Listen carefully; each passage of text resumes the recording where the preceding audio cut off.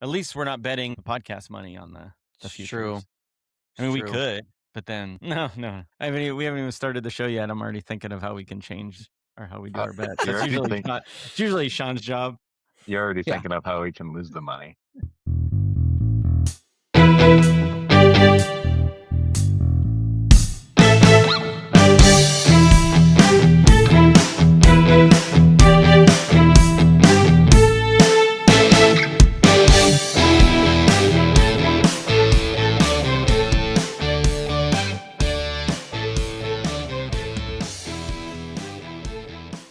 Welcome back to Dancing with the Odds. I'm Dennis Tresca with fellow dance dads Aaron Patterson and Shaun Thompson.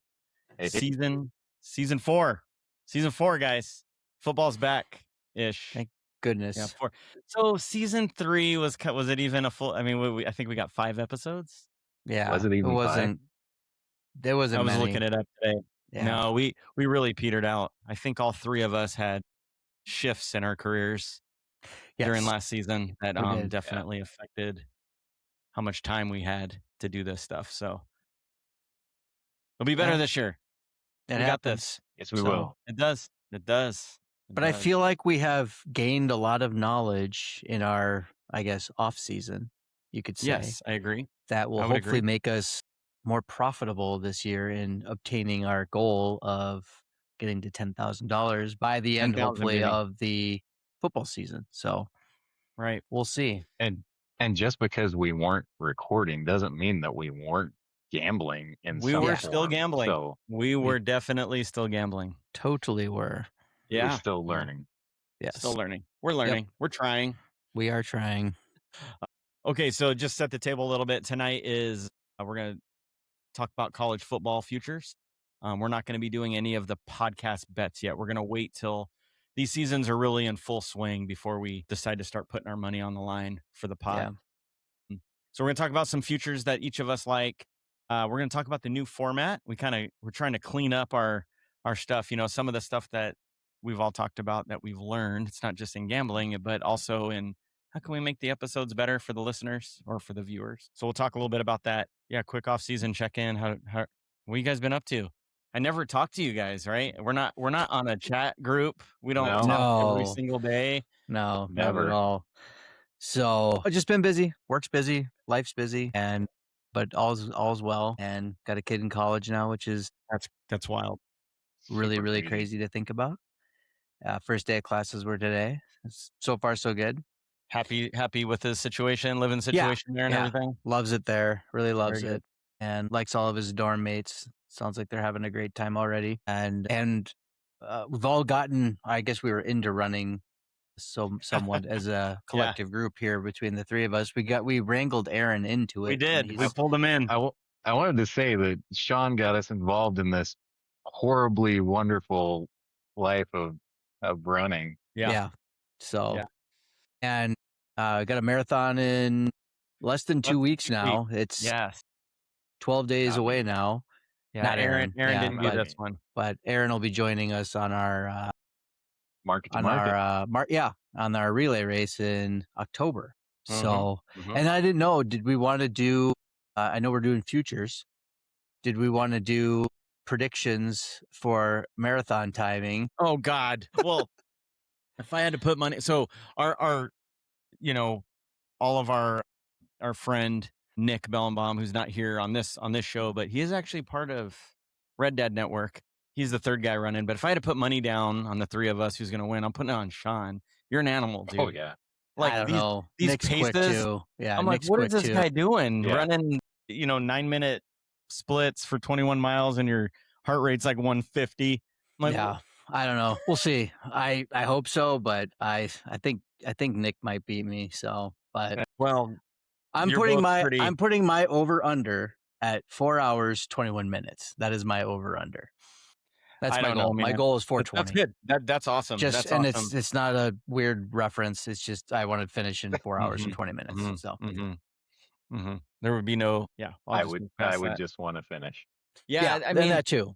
I've got the the 3 goal, like the ABC goals, right? And it's finish, get under 5:30, and then get under 5, right? I think I have a shot at getting under 5. But I bet you do. Yeah. Some of my recent runs, I haven't been super happy with. So I think that's what's making me Yeah. lose a little confidence with breaking that. But the little bit of training that you've had since you had your surgery, yeah, you've been killing it. The fact that you're running a marathon this quick after I did get that surgery 12 weeks ago. So yeah. So it'll be good. Oh, you guys quit being so coy. Well, thanks, guys. Yeah. I was fishing for a compliment. You guys appreciate it. Good friends. Yes. No, and then, but it's been fun. I love the running, and all of us kind of keeping each other accountable has been good. Aaron, you're doing the halvesy too, right? You're doing the half with us in November. I plan on it. Yeah. Yeah. So a lot more running coming. It's really fun. It's a fun race. A lot of people do it. As long as it's not, like deathly cold like it was last year when Dennis and I were both like, pass. Yeah. I didn't get out of bed that day. I was like, no. Yeah. No. I got out of bed, but then I got the message from you that was like, it's too damn cold. And I was like, okay, I'm glad you said it because I'm. Yeah. Well, having gone what we've had to go. So, I mean, literally been training for this run since January. Yeah. So, I mean, there have been a lot of very early, very, very cold mornings since January. I remember days waking up and saying, what the hell?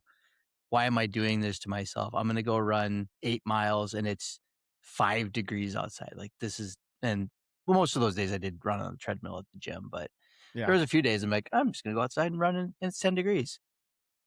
So again, you're going to beat us. You're an animal. And now you're running like 8-minute miles. Right. Yeah. Without even breaking a sweat. So. Right.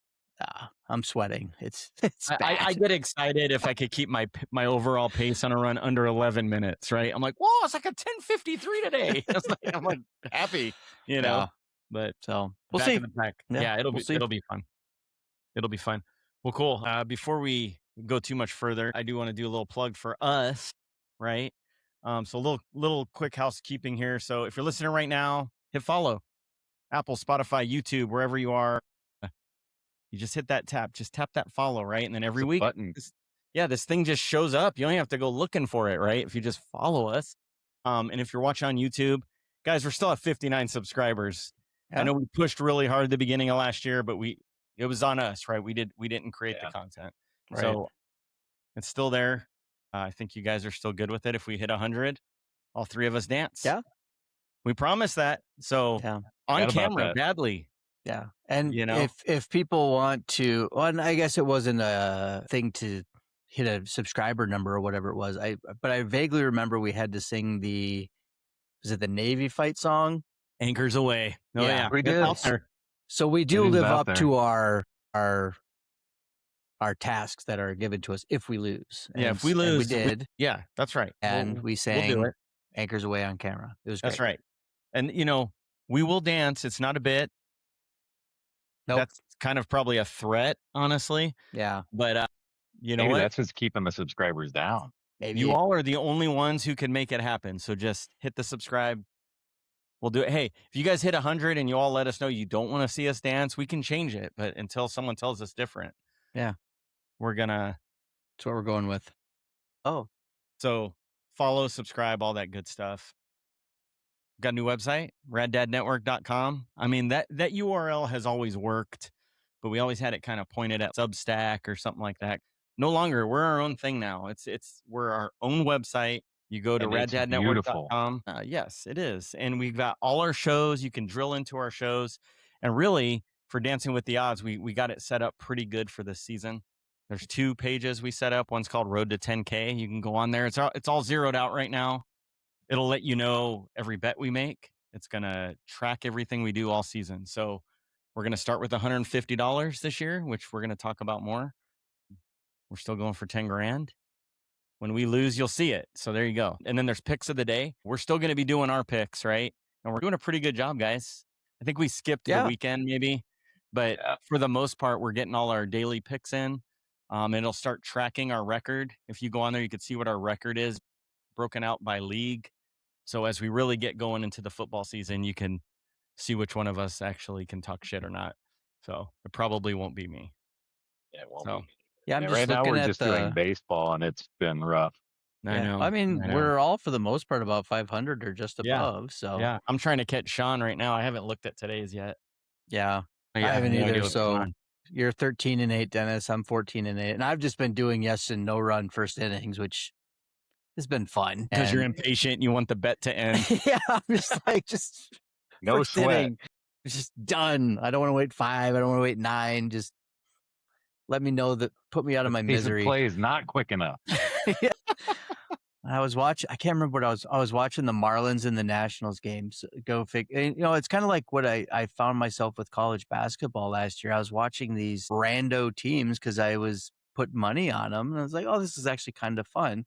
So I was watching the Marlins and the National. I never would watch that normally, and so again, I just think just being able to just put a little money on a game here and there and then just watch it just adds a little more level of fun to each game, I feel like, and helps you watch games that you probably normally wouldn't watch. And then I lost because I put no run first inning, and then of course the Nationals pitcher I think walked the bases loaded, and then like 2 or 3 runs scored after that. I was like, well, turning this crap off. So that tracks. It focuses my sports viewing. So yeah, I mean, that's what this all is, right? Every time you have a bet on something, you're like, I guess I'm watching it. Something to watch. Yeah. I mean, why? I don't care about sports unless I got money on it. It's research. Yeah. Duh. I'm learning. A lot of the college football games that we had bet on, I would have never watched. Correct. Ended up watching them. Yeah. The funny thing about that comment, Aaron, is we tried, guys. The 3 of us really did try to come up with some bets for this week 0 slate. It's miserable. It's miserable. Awful. There's just nothing. You know, there's a couple fun ones I might do on the side just for daily picks, but nothing I felt good about for the pod for sure. Right. Yeah. There was like one that I really liked that I'll probably use on a daily pick, but yeah, that's fine. We'll do week 1. We'll be good. All right. So I'm just going to explain the new format real quick here. You guys jump in wherever. So problem we're solving last season. Well, every season, right? We're picking bets live. We're arguing on the air, which sometimes some of our best content, to be honest, but it gets confusing and sometimes it's hard to follow the math, right? So this year, the 3 of us got together. We decided we're going to do 5 tracked bets every week, right? 3 college, 2 NFL, which I feel good about that because I always can find a lot more in college than I can in the NFL, and the NFL seems to screw us quite a bit, probably because of the parity. So same ratio all season, 5 bets every week that we're going to put some money into. We're going to decide before we record what those bets are. So there's not going to be as much arguing. As Aaron mentioned earlier, we might be checking, odds live and all that stuff on the air. But otherwise, we know where we're putting our money on before we even hit that record button. DraftKings, right? DraftKings, Shaun, is our official sports book this year. Correct. Yep. That's what you set it up as? Yep. That's awesome. So we'll be 1 book, consistent numbers. We each pitched in 50, so we're going to start with 150. Again, everything's going to be tracked on that Road to 10K page, so check that out. Aaron wants us to do a mid-season review, so we could all talk shit about our side picks and laugh at each other. So that'll be coming as well. Did I miss anything on the new format? I think that's pretty much it in a nutshell, right? Yeah. Okay, awesome. Let's talk futures. College football. A lot of changes. Yes. Who wants to go first? I'll go first, I guess. Okay. I guess what do we want to start with? I was going to start with conference championships, and our DraftKings options are basically to the big 4 that we have at our disposal. So it's going to be SEC, SEC, Big 10, Big 12, and ACC. Why don't we do this, Shaun? We'll do one. We'll each talk about our champs for each conference. So you just start us off with whatever conference you want to start with. I guess we'll go in alphabetical order. Let's do ACC. Miami is the current favorite. Understandably so. They had a great season last year. SMU is the second running favorite right now at plus 614. I'm actually going to go with Louisville. Okay. They've kind of had Miami's number over the past few seasons and have a pretty decent offense this year. So I think there's someone that could probably hang with Miami. I think all roads are probably going to lead through Miami, and I think Louisville will be a tough out for most of the other members of the conference. So I'm not going to go with the favorite. I can't remember the stat exactly, but I feel like Miami has not ever won the ACC since they've been a member of the ACC, which is really hard to believe. That is crazy. they've had some fairly lean years over the past few years, but I'm going to go with Louisville. Awesome. Plus 700, plus 733, plus 700, so 7-1. Yep. I like the value there. Yep. Yeah. Aaron, I have to go the favorite. Miami has been, good the last few years. I feel like this is maybe the time that they're going to turn the corner. The only thing really that's going to stand in Miami's way and has only ever stood in Miami's way is Miami. So if they can get over that hurdle, which I feel like they should this year, I think the conference is going to be theirs for the taking with ease. Like Louisville might beat them, but I think Louisville's going to trip up against some of these other teams. Maybe SMU. They're gonna beat each other up. I think Miami's got an easier schedule. It should be an easy run to the college football playoff for Miami this year. Hard to argue that. I looked at these a little different. I don't think I actually picked a favorite in any of these guys. Just, I was kind of trying to find the value. Taking value. Right? Yeah, I kind of looked at it that way. I mean, there's a million ways you can look at this, right? I went with SMU. I saw it anywhere from plus 600 to plus 700, depending on the book. They have an easy schedule, right? One of the easier schedules. They miss Miami. They miss Clemson. They're not playing them at all during the regular season. So it kind of just comes down to, you're not really asking whether or not SMU is better than Miami. You just want to know can they get to the championship game and then play one good game, right? Yeah. And it happens every year, right? There's some kind of upset. So I kind of put a few bucks on that. I might actually do it just for fun and see what happens. So I'm going with SMU for ACC. Nice. Going to Big 12. I'm gonna have to go with the favorite here, Texas Tech. It's the best college team, basically, that money can buy, literally. Mm-hmm. So they have spent a ton of money in the portal, returning a pretty solid defense, fairly solid offense, and the Big 12 is not that strong of a conference overall this year. So I don't see anyone really competing with them overall. I think they'll be back in the playoff this year as well. BYU might be able to give them a bit of a run for their money, but I think overall they're the cream of the crop in the Big 12 this year. So I don't see anyone really overtaking them unless something catastrophic happens from an injury perspective, all those types of things. But I don't really see anyone overtaking Texas Tech this year.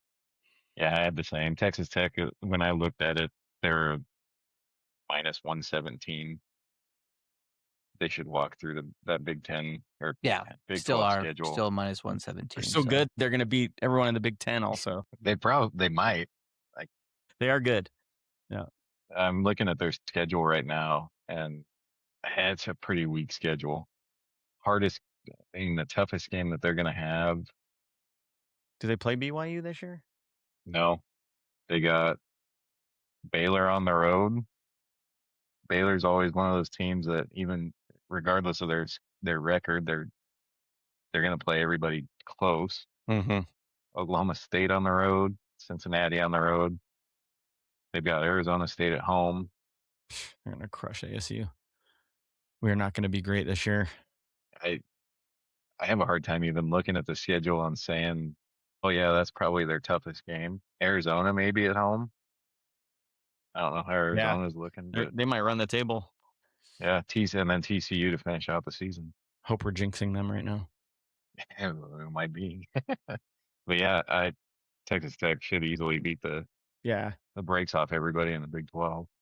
Yeah, I mean, I agree with you both. Texas Tech, they're probably going to win it, but I am going it, but I'm not picking them. I keep looking at, okay, this is going to be nuts because I'm not even going with the second, the third, or the fourth, or the fifth best odds. I'm going with K-State. FanDuel has them at plus 1,900 right now. They got a ton of returners. Avery Johnson's coming back at quarterback. They do have a new coach. So Klein was their offensive coordinator, is now their coach. So see how that works out. But again, I was looking at schedule, right? They don't play Texas Tech. They don't play BYU. They don't play Utah. Arguably the easiest schedule. I mean, I don't know. Texas Tech has a pretty easy schedule based on what you just said. So They have a lot of talent there. This could be one of those. It's very similar to the SMU argument I made, right? Yeah. If they could just get to the championship game and have one good game, right? It's kind of what I'm looking at there, especially at a plus 1900. I put a few bucks on that. That's almost a lottery pick, but right. Why not? Thought that one would be fun. Yeah, I think Kansas State's most difficult game could be the last game of the season at Iowa State. Iowa State, yeah, I saw that on the road. But what's Iowa State going to be this year? Are they even Hard to say. Hard to say. It's going to be tough because took off and followed their coach to Penn State. Yep. Yeah. So. Yeah, then the next one you're looking at is on the road against TCU. Kansas usually always plays Kansas State tough. It's true. So true. Oh yeah, I mean, there's a reason they're plus home. 1900, right? I mean, but again, it's the same kind of schedule. I mean, they start the season off with Nichols, and then Washington State and Tulane. Then they get into conference play on the road against Cincinnati. Watch they're going to be 1 and 2 through that stretch. Yeah. Nichols just beats the brakes off them. Yeah. It's not even Nichols State anymore. It's just Nichols. Just Nichols. They lost the state, kind of like Troy when they used to be Troy State. Yeah. All right, Shaun, let's go to the next conference. So Big Ten, I'm going to go with the defending national champs, Indiana. I think until, someone dethrones them, they're the team to beat. I think there's really a top 3 overall in the Big Ten. It's going to be Ohio State, Oregon, and Indiana. I think those are the 3 probably most likely to win the Big Ten. It's going to be a tough conference this year. There's going to be a lot of tough games overall, but I think the coaching that Cignetti has, I think the attitude that Cignetti has brought to that program is some swagger. Tough to beat. They do, and they feel going into each game that they are going to win every game, and so he always has them ready to play. He does really well in the portal, bringing in. They have this, I think, Josh Hoover coming in from TCU, and he seems to be kind of not the quarterback whisperer necessarily, but it's probably going to even make Hoover even better quarterback this year. And so who knows where things will land and fall, but they've got tough games. They play Ohio State, I believe, on the Ohio road. State at home. They play them at home. Yeah. They play Oregon. Sorry, go ahead. I was going to say their toughest game looks like probably Michigan on the road. Yeah. They don't have Oregon. Nope. They play USC at home. They got USC at home and Ohio State at home. But yeah, I mean, I think of those 3, I think they have the easier path compared to Ohio State and Oregon. Oregon's got a gauntlet.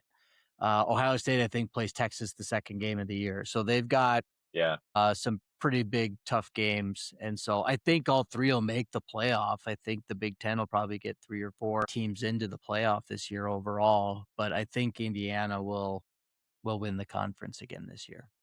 Yeah, and it's hard to argue with that just based on the schedule. But then looking at Oregon's got a tough schedule, but I feel like Oregon's schedule is probably a little bit easier than Indiana's. They're at SC, which is probably their toughest game. You could argue that at Ohio State would be up there too. But then it's, what do you got in Michigan? But they've got Michigan at home. So yeah, Michigan's kind of a question mark. I agree. And Michigan State too, same thing. Like, what's Michigan State going to be like? Tough. That could be a tough game.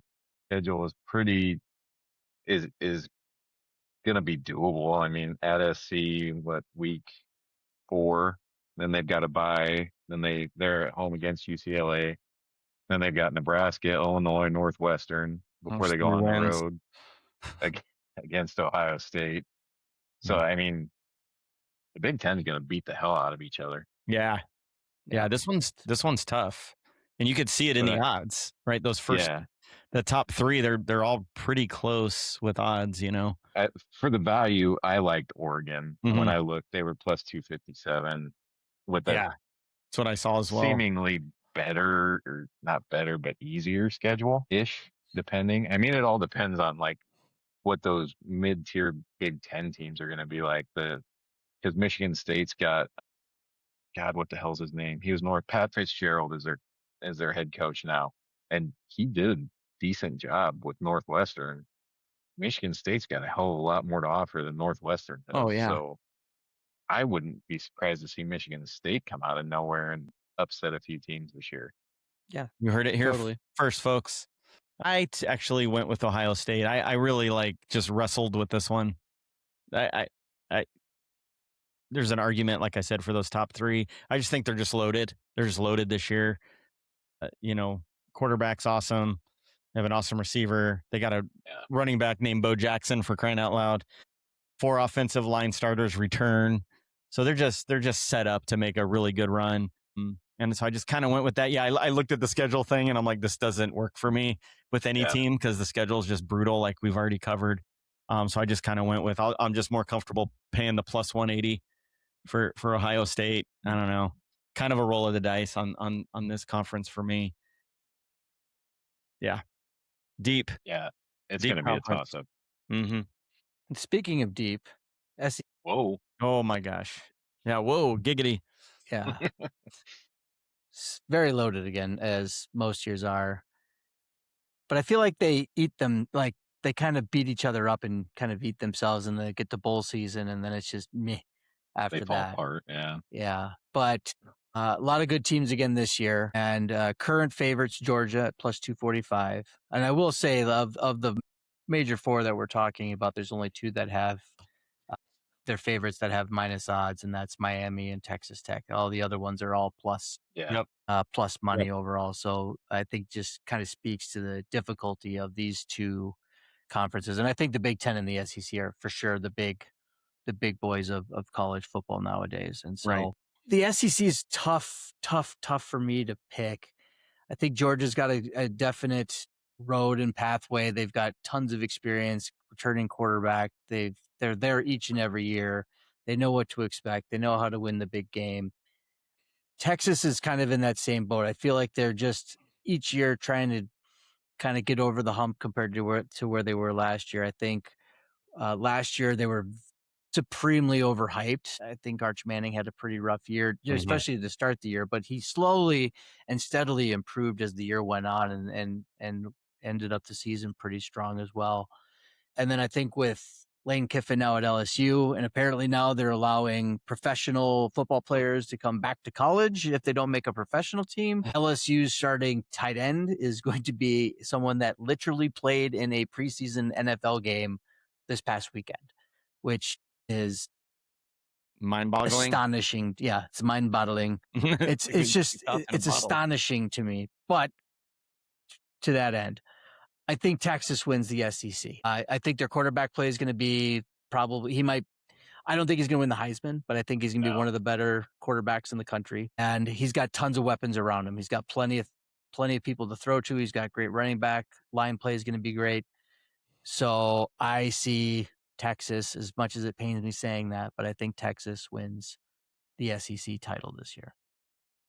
Yeah, I think I saw that Texas has 4 of their starting offensive linemen returning. Manning's got a year of experience. This is his team. Mm-hmm.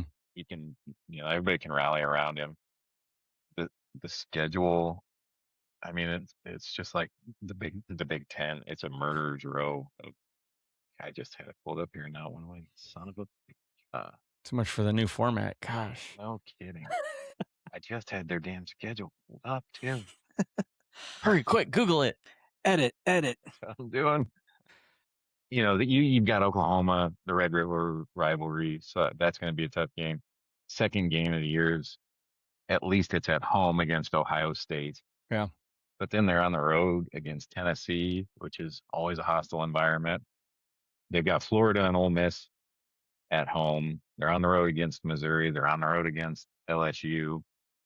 And then they finish off the season with Arkansas and Texas A&M, which are not, Arkansas is usually one of those teams, kind of like Baylor, that'll, regardless of their schedule or their record, they're going to play every team tough. Yep.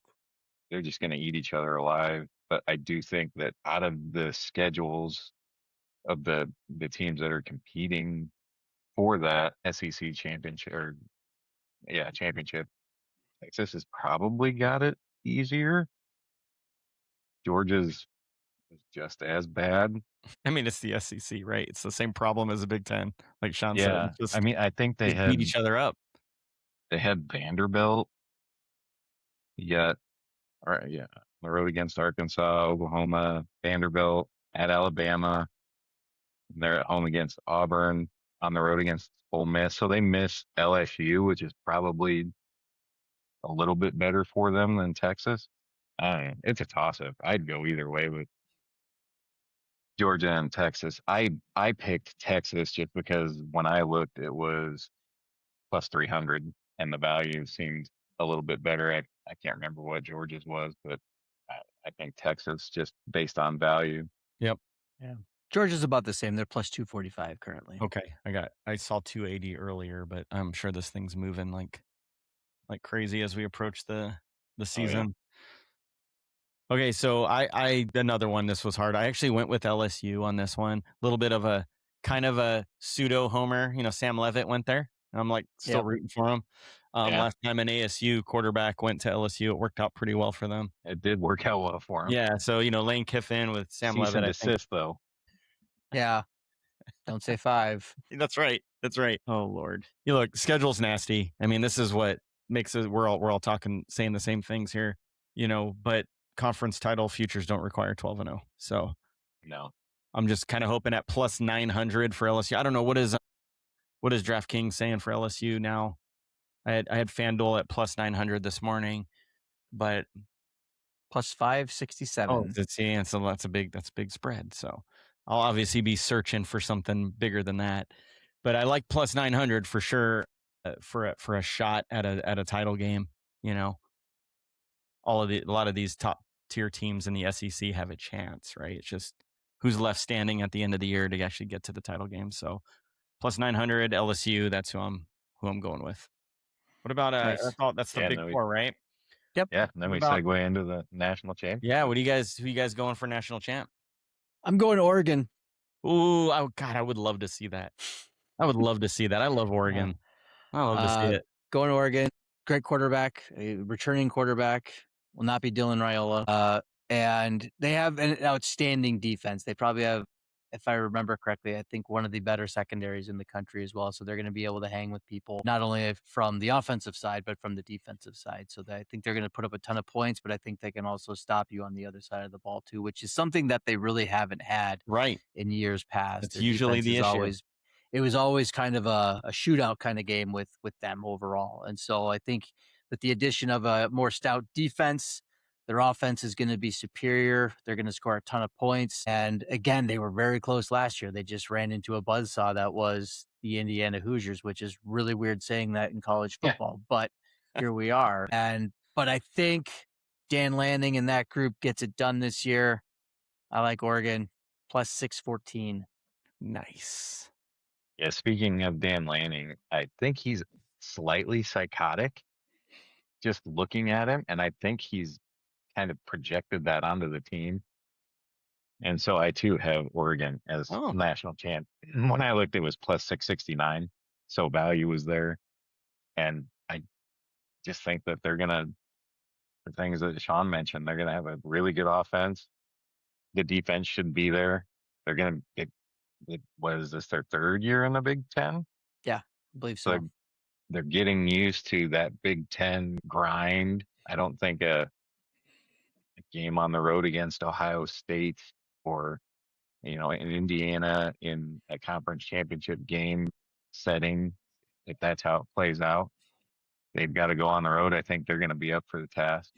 I feel like it'll probably roll through Autzen Stadium, but you never know. It could go the other way. Like you said, they could beat each other up. Indiana might end up hosting that Big Ten championship game. I think Oregon's going to be there, and I think they're going to end up being the ones that represent the Big Ten, and then end up winning the national championship. Yeah. Get it done. I like it. Yeah, I would like. They've gotten close so many times, so that would be cool. I went with Miami. A lot of the same reasons a lot of us have talked about. The FanDuel's got them at plus 1100. It's for a team that is lot of people are expecting. I mean, they're one of the, what'd you say, 2 teams that have minus odds right now to win the conference. Yeah. Which is a shoe-in for a playoff spot, right? So for a plus 1,100 conference champ playoff team, I like those odds, right? That's pretty attractive odds, worth a shot. But again, we all know the issue with Miami, and it's Miami. Yep. You already said it. So that is definitely something that is a concern. But I don't know, man. If I could get plus 1,100, yeah, I really like that for a, about as close to a guarantee of a playoff team as you can get in August.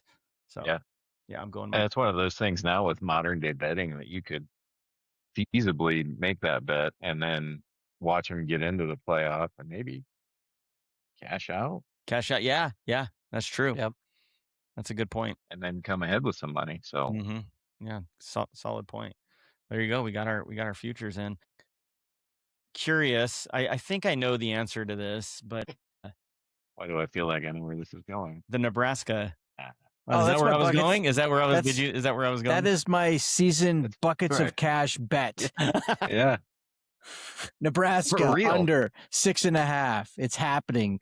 Bet the mortgage. Bet the college fund. It's happening. They haven't hit the over in like 15 years. Did all 3 of us already place money on this? Because I've already put money on it. Oh yeah, I put money on it in June. It's over. Why? Who thinks that they're going to win more than 6 games? I don't know. I'm pretty sure we know people that think they're going to win more than 100% we do. I would have put it at like 4.5. At least 5.5. You'd be like, yeah, 5.5 would probably, right. Yeah. I just figured we'd talk about it, right? It's kind of so that's your season. My season buckets of cash. Yes, because they know. So the bookmakers in Vegas know that if they give any glimmer of hope to this team, they're going to bet on it. I mean, they have a very loyal fan base. I will give it to them. They are very loyal, and I just don't see it happening. Because I mean, here's their schedule this year upcoming, which is it's not the easiest, but it's not the hardest either. Well, and not easy with an unproved, like a quarterback that came from UNLV. Yeah. If he's, I don't know, is Latif starting or is he backing up? They said Calandria is going to be the starter, but Latif is going to push. Okay. So I guess you're on a short leash, kid. Right. Yeah. So, I mean, they play Ohio. That should be a win. So there's 1. Bowling Green at home. That should be a win. So they're 2-0. North Dakota played them actually really tough last year. Again, but should still be a win. That's 3. Michigan State. And of those 3, they probably come out with an L on one of those. I'm guessing. So? Yeah. I think. Yeah. Michigan State, again, as you mentioned, Pat Fitzgerald. Better maybe coach a little bit, than Matt Rule. Right. It might be a little bit different game plan, a little bit, probably much better and different overall approach. And that's it's in East Lansing too. So that's going to be a tough game. That's a maybe. I'm not just saying that's a definite win. That's a maybe, but say they win. It's another 4-0. Maryland should win. That's 5-0. Now here comes the buzzsaw. Indiana, nope. Oregon, nope. Washington, probably not. Illinois, probably not. Rutgers, that might be number 6. Should be number 6. So we're still at 6, if I'm counting right? Yep. That's 6. Rutgers, let's see. Maryland, that's 2. Michigan, yeah, we're at 6. Okay. Ohio State, nope. Iowa, nope. 6. At most. I will find a way to beat them. And they'll get a bowl game, so they'll get another chance. It's in Iowa City too. So yeah. You just gotta remember the bowl game. That could be the wild card there, right? Well, look at the fantastic bowl game they had this last season. The Las Vegas Bowl. No, Utah. Utah beat us by 22. Them. Yeah. So the how many seasons in a row have they hit the under? It's like 8 or something, right? 7 or 8 seasons or something. Maybe longer. It's more than I would guess more. Yeah. It's I know they're on a streak right now. So there's always a ton of hopium at the beginning of every season, and that. Well, you saw that beer. Yeah. The Kool-Aid beer. 9 of the last 10. 9 of the last 10. I would have even guessed more. Yeah. That's what I thought it was this too. will be my 4th straight season making this bet for the under. So even if I lose this year, I'm still ahead. Yeah. So you gotta keep going. Don't fix what ain't broken. Yep.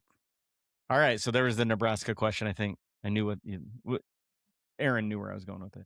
All right. So last year, even though it was a short season, Shaun started a new segment that I think we should keep going with. And it was the RFK pick of the week. So I want to hear each of us come up with an RFK pick of the year. Remember, in case people don't know what the RFK pick means, it means no research, poor ideas, pure bullshit. Okay. So there you go. Oh gosh.